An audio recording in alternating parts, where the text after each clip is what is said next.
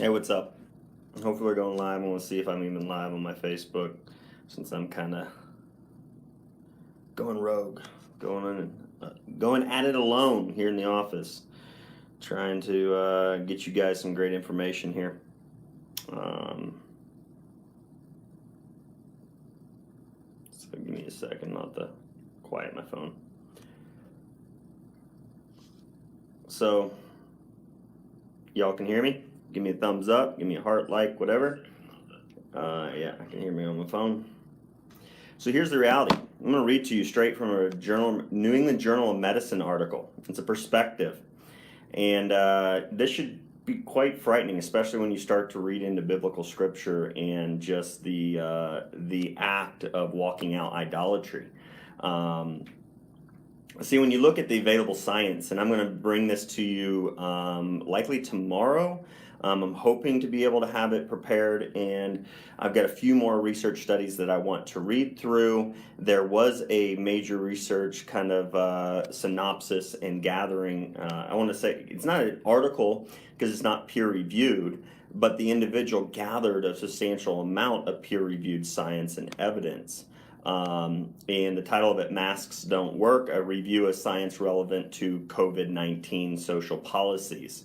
And this was done by Dennis G. Rancourt, PhD. He's a researcher at Ontario Civil Liberties Association. So really good information, multiple different peer-reviewed, randomized controlled trial, research studies on mask wearing and its effectiveness or lack thereof in ability to protect you from a viral transmission, from you transmitting the virus or you getting the virus is the primary way in which they've done these studies.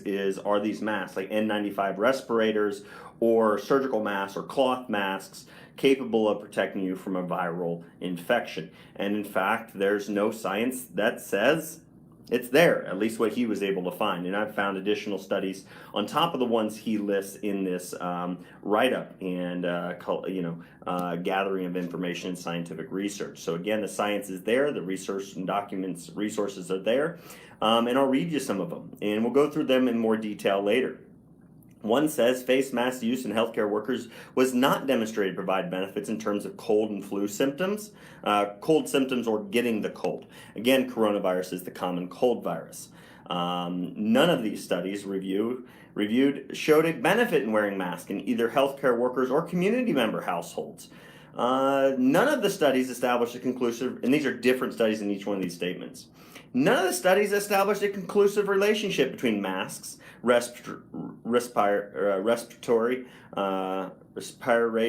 use, and protection against influenza infection. So again, viral infection wasn't prevented by respirators or masks. We found no significant difference between N95 respirators or surgical masks and associated risk of laboratory-confirmed respiratory infection, influenza illness, or influenza-like illness, reported workplace absenteeism, self-reported assessment of clinical outcomes was prone to bias, evidence of protective effects of mask respirators against verified respiratory infection was not statistically significant. Going on to another one. You could go on and on. You'll get the resources. I'll get that information, that PDF out to you later. This is not going to be a referenced one because I'm going to do a longer video with more referenced documents. I did read you the title of that so you could go and find those things yourself. So do so. But I will get you this. I will get you this link.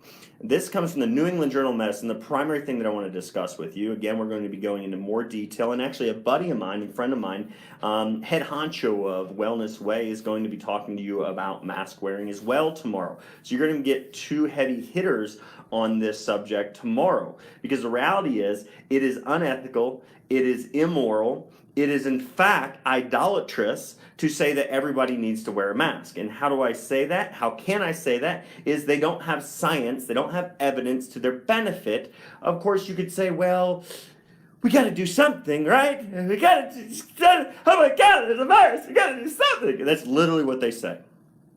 is why people are wearing masks and they're advising masks, is because it'll help with the anxiety. It doesn't help with infections, but it'll help with the anxiety. It helps lower people. It gives them the it makes them feel good. That's all it does. Like literally, if any benefits, that's all it does. And I'm sorry, I am not going to adhere to something that has potential harms and give a false sense of security to people when there are things, and that's literally what they say in this article, okay? The New England Journal of Medicine, that there are things that could be done to actually benefit people, but instead clinicians, doctors, won't want to talk about it, don't want to listen. They're in crisis.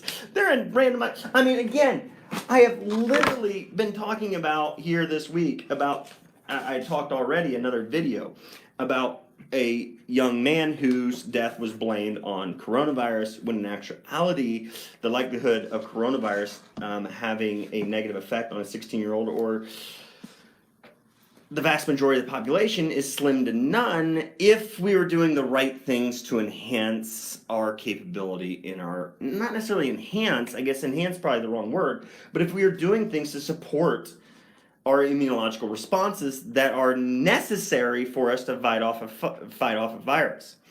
I think I said fight off a virus. Fight off a virus. But anyways, so here you have it, and this is why I have said, this is medical immunology, okay? This is what the medical doctors are supposed to read to educate them on immunology, okay? So I've been reading this. It's a lot of fun to read, and I was like, I wonder what we read about all the mechanisms and how it works and the immune system and Th1, Th2, Th17, IL-6, TNF. Oh man, holy cow. You know, the birds, the bees, and everything else, but we don't get anything but a half a page. Folks, half a page. What is highlighted right there in front of you? That is half of a page. Half of a page. That's it. This is why medical physicians are woefully under-resourced and under-educated and incompetent to take care of this crisis. Because it's a crisis of lack of understanding, lack of proper perspective.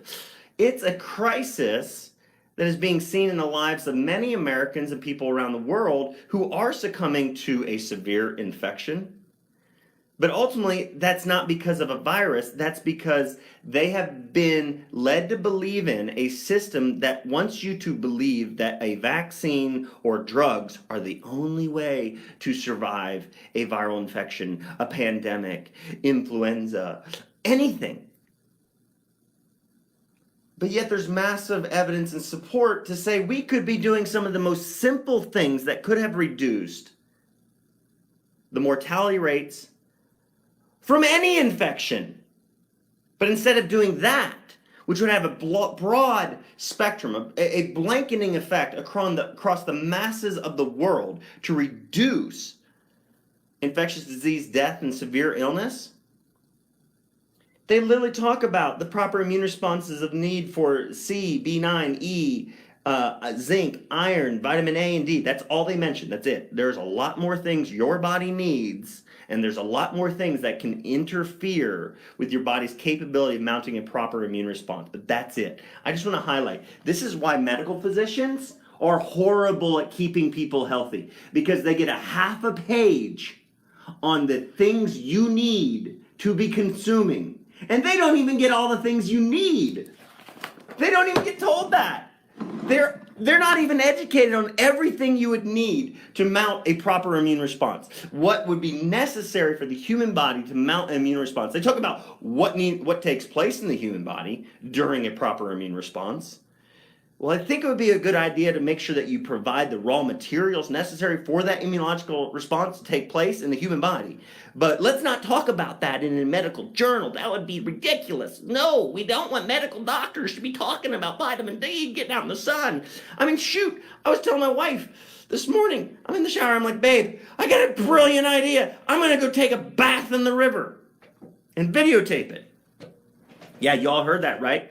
Coming to you soon from the Wild Doc will be forest bathing in real life. Just wait on it. I'm not going to show you my hiney, all right? All right, I have to. I have been reading for hours. I have spent hundreds of hours on this subject. I have saved and reviewed over 500 documents. 500 documents on coronavirus and infectious disease and drugs and vaccines related to this specific coronavirus pandemic. But folks, it is ridiculous when medical physicians want to adhere to a religious, cultish faith in their practices. They literally admit it. New England Journal of Medicine, universal masking in hospitals in COVID-19 era. We know that wearing a mask outside healthcare facilities offers little, if any, protection from infection. What? But let's mandate it, and let's write you citations if you don't wear it on the beach. But here we go. Here's where it comes into idolatry. It is also clear that masks serve symbolic roles. Masks are not only tools, but tools that don't prevent infection. Remember that. They are also talismans. Talismans banana. I think, wasn't that like the monkey off of Lion King? Doesn't he sing a song about talismans? For some reason that came to my mind. Sorry. Squirrel. Anyways, back to the subject at hand. There are also talismans. They are also talismans. They're like, talismans are like, let's read into Merriam-Webster. An object held to act as a charm, to avert evil, bring good fortune, something producing apparently magical or miraculous effects, but actually having no effect. I suggest you all read your Bible and look up the effects of amulets and idolatry and the use of charms and how God says don't do it. And then veils. Veils, like cover the face. Veils, how he'll rip them off, people. I was just doing a little Bible reading today on that because the reality is I'm not participating in their idolatry. I'm not going to wear one of their talismans. I'm not going to wear one of their veils. But again, that these talismans that may help increase healthcare workers' perceived sense of safety, well-being, and trust in their hospitals. Yes, I trust in my hospital because they believe in magical spirits and arts, and they believe that this thing is so magical that it protects me when it actually doesn't. And the science says it doesn't, but I'm so happy that they're wearing them because they believe in magic. Do you believe in magic? I don't know. Okay. Although such reactions may not be strictly logical, we are all subject to fear and anxiety, especially during times of crisis. One must argue that fear and anxiety are better countered with data and education, kind of like what I'm trying to do here. One might argue, yeah, I think that's a pretty dang good argument, don't you? Let's actually educate people. That's a good argument, but instead, let's use anxiety and fear to the virus. Oh my gosh. Wear a mask. It's a talisman. It's a magical piece of material that protects you from a virus in which it actually can't. We admit that, but I'm sorry. Education and marginally beneficial masks. Marginally beneficial. You already said they don't work, and there's no evidence in a population-based setting to have any benefit. But it is difficult to get clinicians to hear this message. Huh? Wait, what? So, wait a minute. Wait. Let's read this again. One might argue that fear and anxiety are better countered with data and education than with marginally beneficial masks. But it's difficult to get clinicians to hear the message.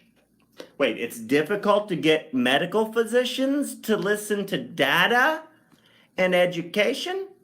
Holy cow. What in the world? I thought these were educated individuals. I thought they were making decisions and recommendations from data and science that actually shows something works. But instead, they're playing with magic. Do you get me, folks? I am being funny for my own benefit. Because, stress and anxiety and fear, it just gets to you, it lowers your immune system. Give me some elderberry, quick. Give me that elderberry. Which actually has beneficial physiological effects. such as increased antiviral properties, and it's been shown to prevent coronavirus infections in chickens. Hey, if it's good enough in chickens, it's good enough for me. All right, let's go on here. Clinicians, since they won't hear this message, and they don't believe in it. Where's my herbs? I gotta get my herbs, which are not wormwood, not romaine. I don't want those two right now. I'm having an anxiety attack. There it is. Oh my gosh, this is great for anxiety. It's great for anxiety right here. Here, you guys are gonna get to see me take herbs on live video right now. Okay, since I've got so much anxiety and my stress hormones are going up, I'm gonna go ahead and take cow poppy. It helps me adapt to stress hormones.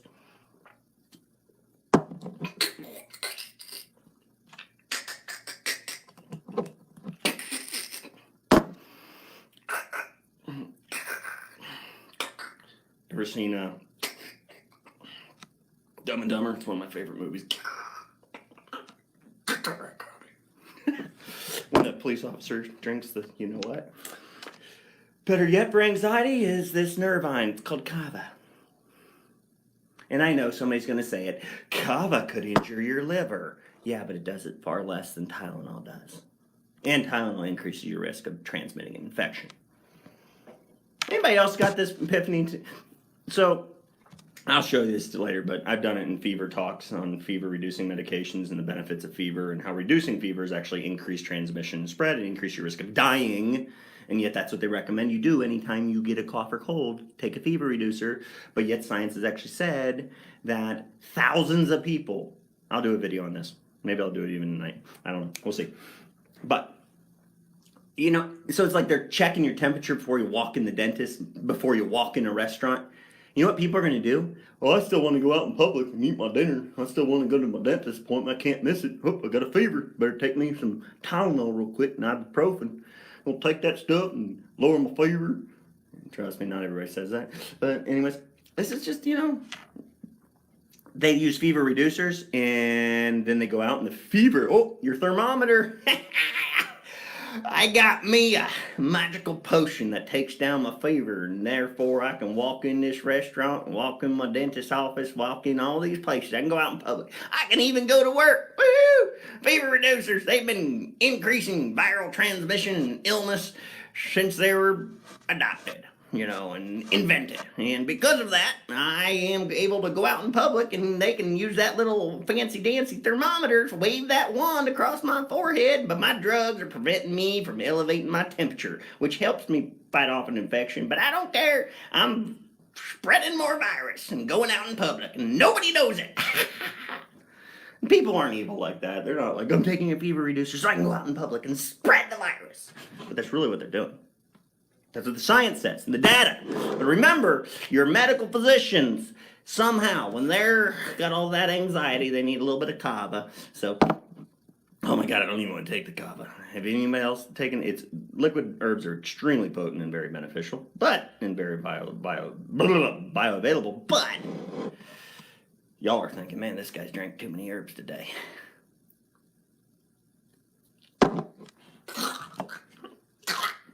I'm just kidding. It's not that bad.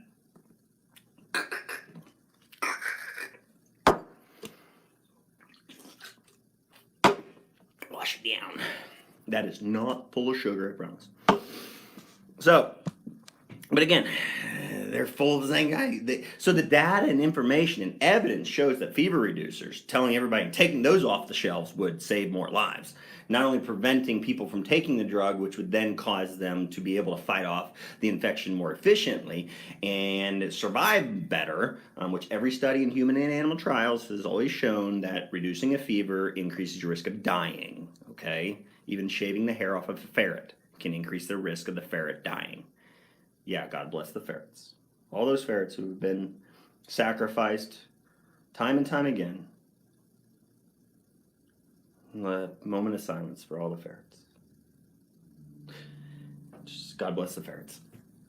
So that's, I mean, they literally sacrifice, okay, getting on to it. Sacrifice ferrets. Gotta sacrifice ferrets time and time again to prove that reducing a fever with drugs or shaving their hair off increases their risk of dying and transmitting the illness. But then the doctors don't use the evidence and information gained from both human trials and observational studies in fever reduction and in animal trials. So we sacrifice ferrets, we kill them to prove that fever reducers increase the risk of dying from the infection, and then doctors don't listen to it because they don't listen to education and data, which the New England Journal of Medicine says it, because they have anxiety and fear. And I know somebody's going to say, you drink kava, and that can kill your liver. Well, you know what? If you go to the FDA's own website, it's case reports of people taking other drugs, and then you click on the links at the FDA's website. And the last time I was there, the links didn't even work. So they don't even have properly referenced information on the FDA website to say that. And then bloggers out there think kava can injure your liver, but yet there's no actual data on that, except for a few cases. I think there was like 6 in the entire world. Anyways, back on track. Expanded masking protocols. Again, I'm going back to the New England Journal of Medicine, which is titled Universal Masking in Hospitals in the COVID-19 Era. We're in the era. Era of COVID-19. Expanded masking protocols. Greatest contribution may be to reduce the transmission of anxiety over and above whatever role they play in reducing transmission of COVID-19. So they've called it magical. They've admitted masks in public settings and the general population don't reduce transmission of viruses and viral infections. And they've said it's just to reduce fear and anxiety. And then they've educated us on the fact that doctors aren't educated and they don't listen to data. Lots of good information here in this article. I'll post it for you. Don't worry. I will post this for you. Let me grab it and post it in the comments here for y'all. Oh, yeah, it's the first one. Yep. Getting it for you. I'll post it in the comments on Facebook. I will get you more information and videos in the future on this subject, but that is it. I will not participate in idolatry, period. I don't know did Facebook change on us? It changed. Why did it change? I didn't want it to change. Now I can't. This is weird. I don't want to go through, seriously. I'll get it out there. But that's it, folks. That's all, folks. It's ridiculous. It is. And I got friends in Nashville who are being mandated, mandated. It's against constitutional freedoms and rights. If you got this information, you need to not wear a mask and fight this. Because what they're doing, they even admit in multiple studies that the wearing, and in this discusses it, that wearing a mask can actually make you believe you're doing something good when actually you could be doing more harm than good. Because guess what filters do? They collect things. And if the mask happens to collect things, which it can't collect viruses that are aerosolized, which are the primary source of viral infections in the population, is aerosolization of viruses, of viral particulate. I mean, shoot, the 6 feet. 6 feet. 6 feet's enough? I mean, that's ridiculous. Just the Sahara dust storm carried God knows how many viruses. They literally admit viruses hitch a ride on Sahara desert dust and wind and get transported from Africa to the U.S. and can infect people. But hey, if you stay 6 feet away and socially distance and don't shake hands and don't hug, you are far enough away that virus can't infect you. But hey, science also says that viruses are coming to America from Africa and they're not coming on planes. They're actually coming by the wind. Oh man, I hope nobody reads that because we would look pretty dang stupid if somebody... this is Dr. Fauci here. I hope nobody recognizes this Sahara desert dust storm is carrying tons of viruses because my 6 feet recommendation would sound pretty dang ridiculous if they find out that viruses travel from Africa on the wind. Ooh. Oh boy, I'd look stupid. I would really look stupid if they found that out. I hope they don't find it out, 'cause I don't want to look stupid. I look stupid enough already, wearing my mask and shifting it around and plating it. Oh, it's like a catch-all. So if it catches stuff, I touch it, and then I touch my ear, I pick my nose. This is stuff he's done on national television, folks. Pretty ridiculous. Oh my gosh. All right, I want to read some comments. Again, I'll get this to you. Wow, Doc. Do you have links about viruses in the dust storms? I would love to share some. Holly, I got some and I'll get them to you later. I'm not going to post that again. This is kind of me alone, flying solo tonight. The Wild Doc is. I will be back tomorrow with more information. I can't even navigate Facebook right now. I have no clue what in the world they changed all. There it is. Got it. And I don't know how to pin stuff, but I'll try. There's the retraction. I don't want the retraction.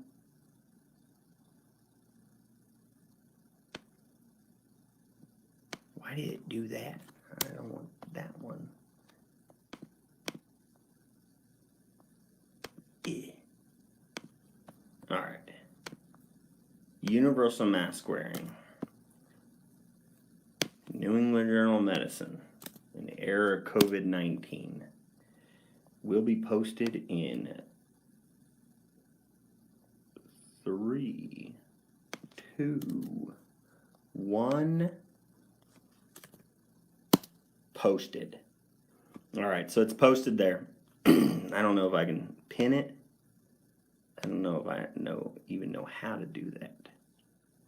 Look through Wild Doc, New England Journal of Medicine, resource reference there. I will get the other ones about the Sahara Desert dust carrying viruses on it. If you Googled it, you would be able to find it really easy. There's really easy. One of which is, I'll read the title real quick since you wanted that.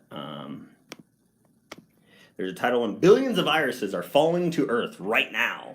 But that isn't why you have the flu, they think. Okay, but billions of viruses coming from Africa, and that's why they say that infections, like the genetic makeup of these viruses, can be similar all over the globe. And they're saying it's not through airport travel. It's because the wind carries them. 6 feet apart, though, everybody. I wonder if maybe they can't travel from Australia. So if you kept flying from Australia to U.S. back and forth each season, you might be able to avoid the flu. I don't know.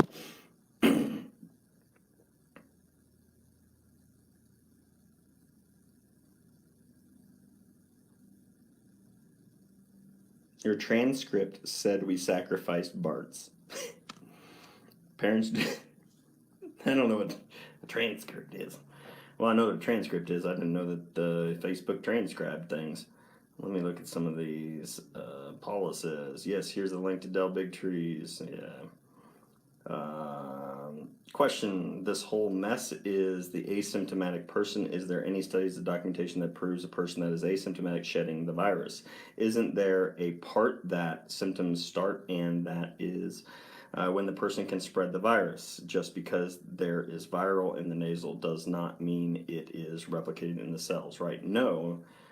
You could have a virus within your mucosal membrane. You have bacteria that can be antiviral. You also have pathogenic bacteria that is prevented by your virome.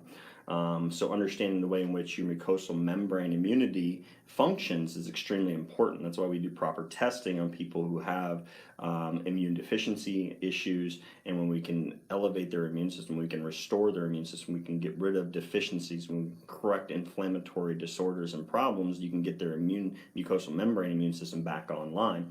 In essence, the way just simply put, you can help them prevent that virus from actually getting to the cells. So if you have a mucosal barrier, like chamomile is a phenomenal herb that we use in practice through the Wellness Way. And I take that herb on a regular basis because it actually improves the generation of mucosal blanket. That's what the science, actually one scientific article talked about, how chamomile improved our epithelial cells, these cells of our digestive tract and epithelial layers within our mucosal membrane, lungs, esophagus, sinuses, vaginal tract, urinary tract, our digestive tract, all of those things. So lots of benefits. You can improve mucus generation in those organ systems in those areas of the body, and through doing so, you improve this barrier between the cells and the airways in the air, in essence. So you have a barrier, a small protective barrier, and that's where bacteria and the virome resides. And in that mucus, you have things that can protect you from the virus getting to your cells and infecting your cells. So there's a protection mechanism there. Beyond that, though, when you have the capability to respond appropriately, you have a way to your innate immune system. So you're like your natural killer cells. This is why we test the immune system on patients through the Wellness Way. Dr. Patrick Flynn has tons of videos out on that. So just search him, check him out, like his Facebook pages and stuff like that in the Wellness Way. He talks extensively about the immune panel that he developed, which integrates many different immune markers. And actually, I want to communicate with him. We're working on other and more, even better immune panel testing. But what we have right now is some of the best that medicine and the laboratory science offers. And evaluation of your innate immune system, your CD8, CD4, T cell numbers and ratios. You can gather information on how you could actually support that individual's body with various things that are known to help increase. Again, back to chamomile. Highlighted chamomile, I guess, today. I'm not promoting chamomile. I do sell chamomile. And I guess if you want to help me financially be able to afford this camera and electricity and everything like that, get it off the Wellness Way website. If you message us through the website, thewilddoc.com, or you message us through Facebook, we can get you my doctor's code, which would then allow you to get access to these if you want to take them for just overall health promotion. But again, testing is the best because cancer patients, they've shown that chamomile can help reduce the effects of reductions in lymphocytes, and ultimately restoring one's immune system. So can turkey tail mushroom, so can reishi mushroom, and there's many different physiological and beneficial immunological effects from herbs. And you know how to use herbs. When we know how to use herbs, like our Wellness Way docs do, we can help somebody restore and rebuild their immune system, feed their bone marrow, detoxify. Lead is horrific. I mean, and this has just come to mind because I've got a patient dealing with some serious health issues like cancer, and I don't treat cancer. I don't claim to treat cancer. Nothing that I do is treating cancer. I'm helping him identify underlying factors that allowed cancer to develop.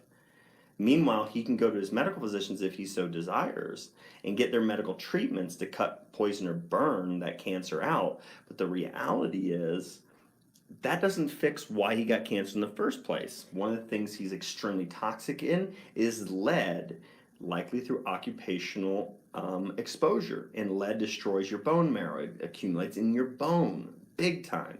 And lead destroying your bone marrow reduces your capability of your immune system responding, and he's got deficiencies in his immune system. So we're helping to remove the cause of the deficiency, but also use things that help support with the feeding of the body with what it needs to generate those and produce those immune cells. And again, science has validated the use of those things. So asymptomatic transmission is a thing.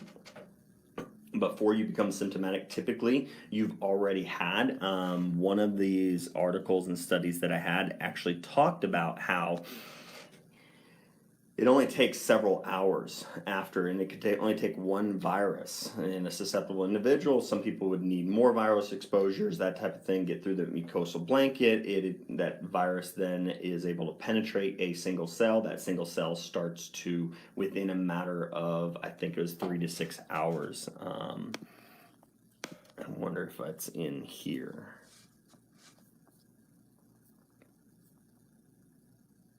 I read so many studies today, I don't know if it's this study or not, but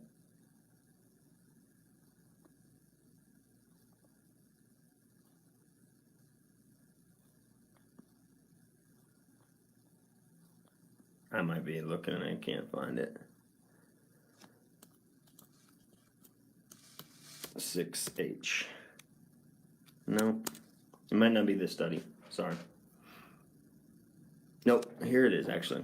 We estimate that after a delay, this is one study, Backham 2006, they estimated that after a delay of 6 hours, infected cells begin producing influenza virus and continue to do so for 5 hours. The average lifetime of infected cells is roughly 11 hours, and the half-life of free infectious virus is 3 hours. So they're looking at that in one of the studies that was just kind of referenced. I can't give you context around that, but the reality is you are transmitting virus before you become symptomatic.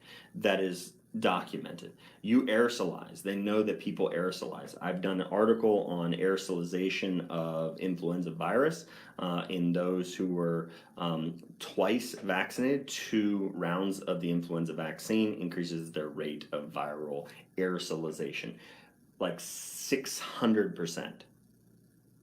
Yeah. So if you want to reduce transmission of a virus, that does, take out weak, and it's not weak mentally, weak people. It's that's a simple term, but that's in essence what it is. Somebody is weak, they're deficient, they don't have what the body needs, or they're being weakened by something like a toxin like chemotherapy or radiation or medical drugs that are suppressing their immune system, or situations where their social status doesn't allow them to be able to afford or access healthy nutrition. That weakens their immune system. But then we blame people for not wearing a mask. But that's not what causes this. I mean, in fact, this write-up said it extremely, extremely well, that the second wave would not come from human sin. And I love the fact that he said that. This dentist guy, I love the fact that he put this together, and then in fact he used the word sin. He said the second wave of this virus is imminent. It's going to happen. It doesn't mean that it's going to be horrific. It doesn't mean that it's going to be worse. It could be worse, it could be better. If the medical standard of recommendations continues the way it's going, and what the evidence and science says, if they implement a vaccine that with the animal studies showing it causes severe increased illness during infection and exposure to the wild virus after vaccination, the vaccine makes it worse, the second wave will be a lot worse. All right? Their measures, their recommendations. I mean, the majority of people ending up in the hospital in New York with severe illness were actually ones. And this is, again, stuff that I've read, I'm mentioning. I'm not going to go and find the source at this moment in time. You could find this. But again, people with severe illness ending up in the hospital were the ones who stayed at home, just like that 16-year-old boy that I talked about in a prior video. I talked about it because this was the kid who stayed at home out of anybody in his family. He quarantined himself at home and stayed home and never left his house for a matter of, I don't know how long, weeks to possibly months. He did more of the recommendation that the medical establishment is giving people. He did more of that, and he was the one to be hit with severe illness because he was deficient. Again, forest bathing, the joke I was having about, I was going to show you, like bathing in the woods is really good for you. I'm going to do that because I want to highlight the fact that they're helping cancer patients survive in places like Japan by going in forest bathing. Now, a lot of you are probably thinking, like, you take a bar and soap out there and you no, you rub mud all over. No, I'm kidding. No, you just walk in nature. You get outside and it enhances your natural killer immune responses, which are necessary for combating cancer. Amazing stuff. Just getting out in nature. But they tell you to stay home, don't go anywhere, stay secluded, stay indoors. That's what they did to people in nursing homes, which, if they have science to show that going outside improves, and my wife is calling me right now. She probably doesn't know I'm on live. Hey, babe, what's up? You're on live. Yep. What's up? I'll be home I'm gonna finish up and I'll be home as quick as I can. Oh, yes. Yeah. Yep. Come on up here. Love you. Kisses. Yeah, she hung up on me before I did that. Anyways. But you just take that information. If going outdoors improves your immune system, what does staying indoors do? Now, I've been searching for information on that. I've found information on indoor air pollution, chemical exposures, smoking, different things like that that can increase inflammatory responses in your lungs. And So there decreased vitamin D levels in indoor work environments. Indoors at home would do the same thing. Decreased vitamin D downregulates the capability of T regulatory cells and actually allows for the increase in inflammatory immune responses such as Th17 cells. So that is known to be causative in severe illness during a viral infection. So their responses, their recommendations are literally harming people. Because again, in the New England Journal of Medicine, it said doctors don't listen to data. They freak out and have anxiety and fear, and that's not a spirit of God. But they say, believe in our magic little cloth over your face. But we have no data to say that. It's truly, truly sad. I'm going to talk a little bit more here. You guys can throw your questions in there.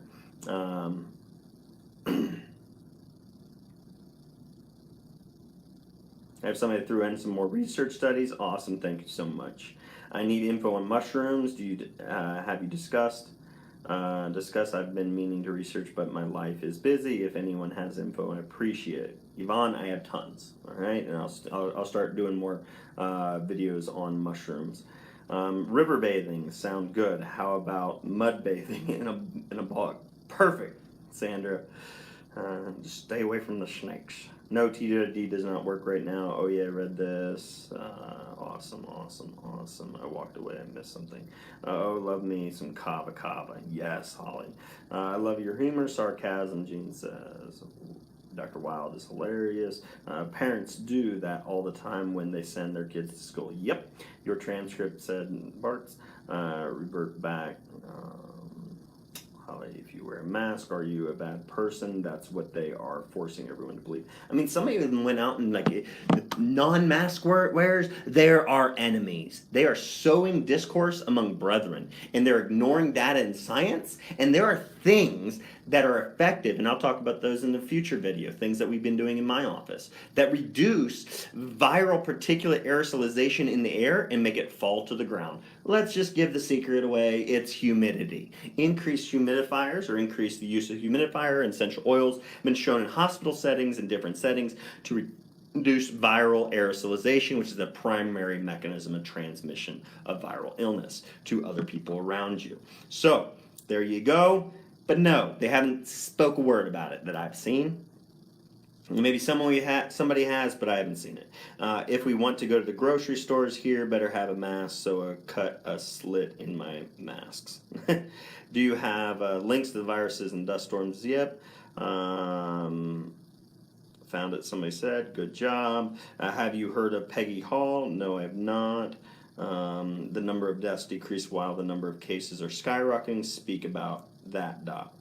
Boris, I will speak on that. I am just gathering information. And again, it's difficult because I have a practice and patients that I personally take care of and care for. Meanwhile, my mission in life is to educate individuals to be aware and make proper decisions through data and education, which medical physician, I'm sorry, I really know that people are like, all right, leave the doctors alone. Just because they want to function out of fear and anxiety doesn't mean, no, they care about people, but they allow the spirit of fear to dictate them. So are churches, so are pastors, so are people in the community of the God. And God literally says, don't do it. And then people are saying, you know what, I'm going to wear a talisman. I'm going to wear a veil, which God says we will idolatry. That's a form of idolatry. And they're literally admitting that that's what they're getting people to do because they drive fear in the hearts and spirits of people out there. That is wrong. But data and education could actually help us save lives, but nobody cares about data and education right now because doctors don't listen to it. Listen. Who is she, please? More testing catches more cases. Absolutely. They've done this with cancer. They've done this with all kinds of things. They don't effectively reduce the rates of illness. All right? I mean, this was in the mail. I'm going to do a video on this. Okay, American Cancer Society says 29% decline in cancer death rate since 1991. But the number of cancer deaths have gone up. But hey, look at this pretty cool chart. Look, we got a line going down, and we said that the rate of cancer deaths has gone down. The rate, when compared to detection, has gone down. But the actual number has gone up. They lie. They lie with their statistics. They use testing, increased rates of testing, to scare people, but don't actually help people live, survive.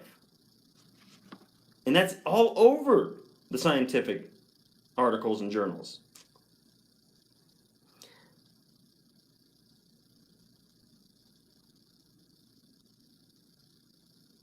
Oh yeah, camping and canoeing is amazing for your immune system. I agree with you. I read multiple studies a week, so I'll read them. My daughter has an autoimmune condition that I identified, and possibly our middle son. Thank you. Yes, Yvonne, keep on the work to find things that help. Immunomodulators. Look up the effects of reishi mushroom immunomodulators. Romania is a good one. Wormwood has an effect there as well. Those are all God's provisions, I see, that He has provided and given to us and created, that science takes and looks at and sees the physiological, immunological effects and benefits of those mushrooms or herbs, and then they steal and patent it and develop some sort of isolated compound that they saw, and they develop a similar compound in a lab, in a factory, and then they sell you to that for massive sums of money and bankrupt people and enslave them for the rest of their life because it doesn't bring healing and modulation and balance of their immune system. Instead, it forces a physiological effect on the body, and that's wrong, and that's harmful. I live 25 miles from Gucf of Mexico. We're 89 to 100% humidity daily. Phenomenal. Holly, that's good for viral transmission. Good for reduction in viral transmission, the scientists.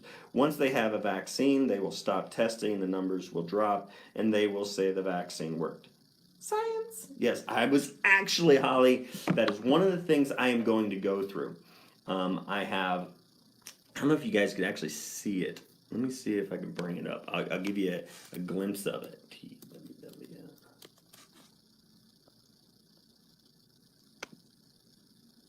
Yeah, my vaca. Vaca meaning cow. They worship a cow. It's their sacred cow. Vaca. And the original vaccinator had a temple called the Temple of Vaccinia, where he worshipped the god of vaccines. But what's funny is, almost all vaccines were implemented on large scale after 1950, but infectious diseases keep delivering surprises to the U.S. Overall, infectious disease mortality rates have leveled off since 1950. Since 1950, but we didn't come out with the polio vaccine until 1955. So if it leveled off at 1950, then what did the polio vaccine do? Nothing. The measles shot, it was invented in 1963. That's after 1950, but already the infectious disease death rate had leveled off. So how could that vaccine actually have saved lives? I don't know. If it leveled off and nothing happened. Look at this, folks. Let me see if you guys can see this. Can you? Are you guys going to be able to see it? All right, let's play with this. Okay, ready? Boom. DTP vaccine, at best, 1948. That would be the polio vaccine. The measles vaccine. And, what was that vaccine? Pneumonia vaccines and influenza vaccines. Implemented for the elderly. So, do you see that amazing drop? Did you see how after those vaccines, every time down went infectious disease mortality? No, you don't. So are we saving lives with vaccines? No, we're not. Because otherwise you would see a decline in infectious disease mortality and death if vaccines actually save lives. Marsha Blackburn, you are uneducated. All right, I'm sorry. I'm sorry. I'm just frustrated with politicians lying to people. Or they're passing on lies because they've been lied to. One or the other. I don't know. But when you have the massive jam of infectious disease mortality trends in the United States, 1980 to 2014, go ahead and read it for yourself. Overall infectious disease mortality rates have leveled off since 1950. They declined to basically bottom level before vaccines were implemented. All right, I'll get you that results and information later. Peter says, what's the big fuss about not wearing masks? Well, Peter, they don't work, and they're called talismans. Talismans. Can't sing that song. My wife's probably laughing at me. But again, here, Peter Lassus, chiming in a little bit late, but here we go. We know that wearing a mask outside healthcare facilities offers little, if any, protection from infection. And when you read about the peer-reviewed, randomized, controlled trials on masks reducing viral transmission and infection, guess what? They don't work. That's what the science shows. So if we apply money there, if we apply recommendations there, and we ignore the fact that those masks could potentially increase respiratory illnesses because people touch it and then filters collect things. So if it collects large droplets, guess what it does?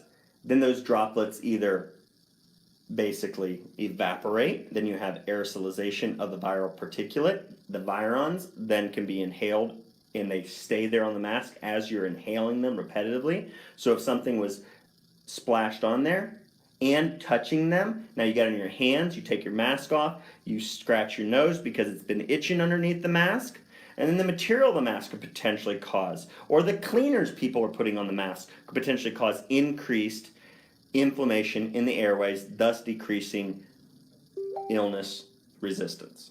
So without science showing benefit, we're wasting money, time, and resources. And they have admitted that masks serve symbolic roles. Masks are not only tools, they are also talismans. So they're basically something that is a religious symbol. They're magical.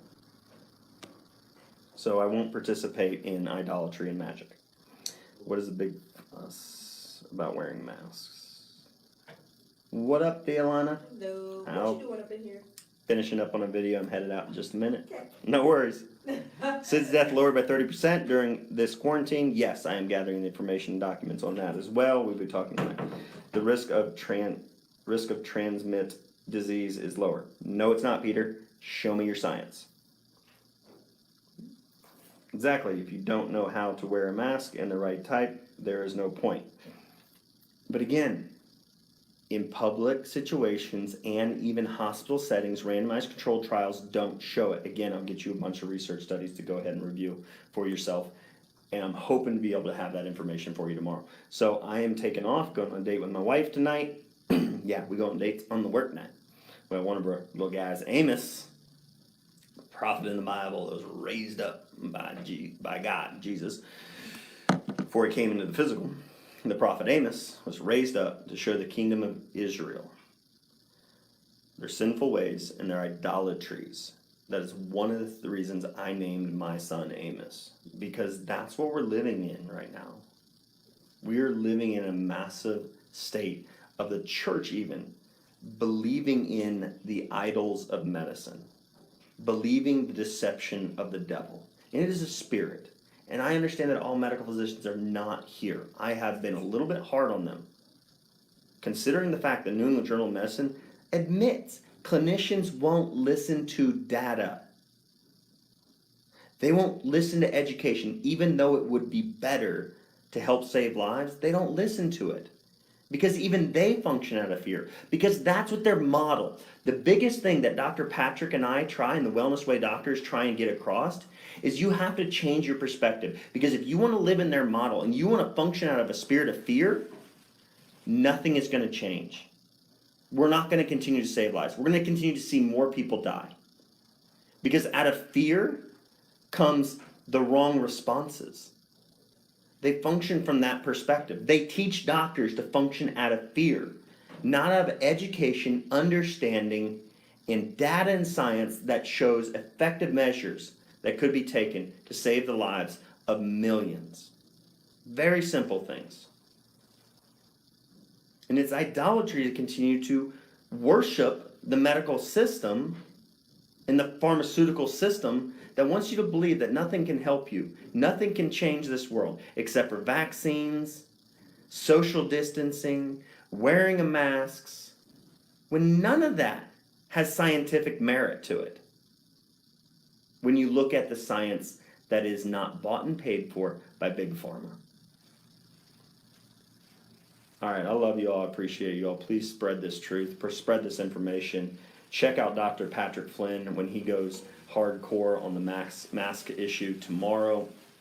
Dr. Patrick Flynn, The Wellness Way, and I will hopefully get you this information tomorrow depending on my schedule. Love you all. Appreciate you all. Share the truth. Don't just like it. It's the only way we save lives. I'm the Wild Doc. Hey, buddy, let's go get some sushi. Just kidding, Ram. All right, love y'all.